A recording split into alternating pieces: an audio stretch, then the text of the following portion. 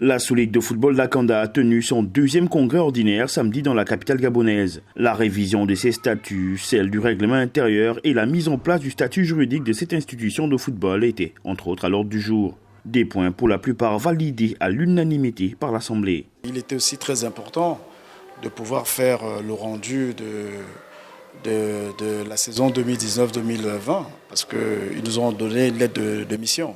Notamment, dans cette lettre de mission, il y avait une urgence, c'était de structurer la maison.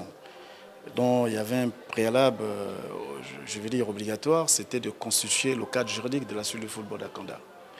Nous l'avons eu et il était important de donner la primeur au Congrès qui nous a mandaté, qui nous a accordé cette mission, de pouvoir leur restituer justement le rendu de cette mission.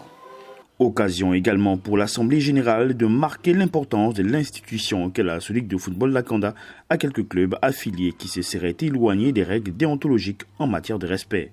Les statuts sont clairs. Lorsque vous avez des clubs qui ne respectent pas leurs obligations, le statut les écarte systématiquement. C'est le cas de deux clubs, ACL et Talent d'Or. Talent d'Or qui s'est vu sauvé par la clémence du Congrès parce qu'il a fait preuve de modestie.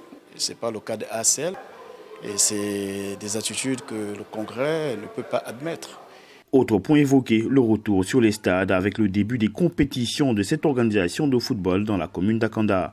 Un retour imminent qui se fera dans les prochaines semaines au grand bonheur des jeunes footballeurs de cette commune de la capitale gabonaise.